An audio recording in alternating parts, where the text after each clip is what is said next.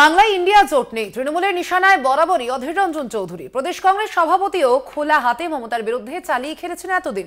Congress high command দেখেও না দেখার ভঙ্গিতে এতদিন এড়িয়েছিল বিষয়টি, কিন্তু ৪ জুন এগিয়ে আসছে। কেন্দ্রের জোট সম্ভাবনা জিয়ে রাখতে এবার ময়দানে হাইকমান্ড। স্পষ্ট ভাষায় অধীর রঞ্জন চৌধুরীকে বার্তা, দলের নীতি না মানলে চলে যাওয়া উচিত।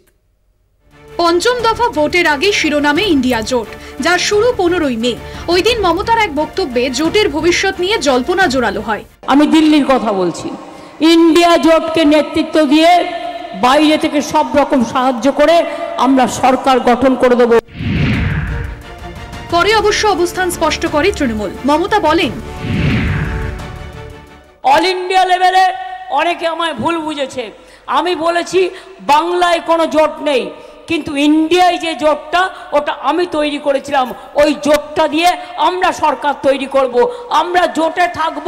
বাংলা ইন্ডিয়া জোটের কোনো অস্তিত্ব নেই, যেমন নেই কেরালে। প্রদেশ কংগ্রেসের সঙ্গে প্রথম থেকেই দূরত্ব রেখেছে তৃণমূল।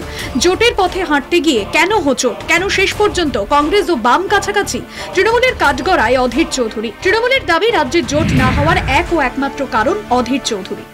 ওদের বিরোধী দল নেতা যিনি মুর্শিদাবাদ জেলায় থাকেন, তাকে কিভাবে বুকের মধ্যে স্নেহ করে আগলে রাখে? তিনি কি সত্যি কংগ্রেসী, না তিনি সত্যি বিজেপি বিরোধী? 7 দফার লোকসভা নির্বাচনের আর বাকি 3 দফা। এরই মধ্যে ফের চর্চা ইন্ডিয়া জোট। 4 জুন ভোটের ফল। তার আগে অধীর চৌধুরীকে স্পষ্ট বার্তা কংগ্রেস হাইকমান্ডের। ममता जी पहले तो उन्होंने ये कहा कि हम बाहर से सपोर्ट करते हैं, लेकिन रिसेंटली और एक स्टेटमेंट उनका आया है कि अगर सरकार बनती है तो सरकार में हम शामिल हो जाएंगे। तो नेचुरली वो गठबंधन के साथ है। नो देखो, अलाइन नहीं हो रहा, ये नहीं हो रहा कि मैंने कहा कि हाईकमांड हम हैं, हम जो तय करेंगे फॉलो करें। अगर कोई फॉलो नहीं करता तो वो बाहर जाएगा। খার্গের বার্তা অধীরকে। হাইকমান্ডের বার্তার পরেও অনমনীয়। যুদ্ধং দেহি অধীর। আমার বিরোধিতা নৈতিক বিরোধিতা। কংগ্রেসকে কেউ খতম করবে, আমি তাকে খাতির করবো, তা তো হতে পারে না। আমার বিরোধিতার মধ্যে কোনো ব্যক্তিগত বিদ্বেষ নেই। আমার বিরোধিতা নৈতিক বিরোধিতা। আমার বিরোধিতা পশ্চিমবঙ্গে আমার পার্টিকে রক্ষা করার জন্য লড়াই।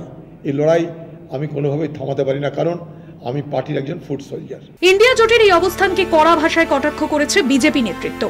অধীর চৌধুরী বা এই জাতীয় নেতার কোনো মূল্য নেই। তার কারণ হচ্ছে মমতা ব্যানার্জিকে সঙ্গে চাই। তার কারণ মমতা ব্যানার্জির হাতে এমপি বেশি থাকবে, আর অধীর চৌধুরী তো একা। অতএব অধীর চৌধুরীকে পাত্তা দিয়ে লাভটা কি আছে? এটাই কংগ্রেসের বরাবর নীতি। এই পরিস্থিতিতে জোটের ভবিষ্যতের পাশাপাশি অধীর চৌধুরীর ভবিষ্যৎ কোন দিকে, তার জবাব মিলবে 4 জুন। কলকাতা টিভি।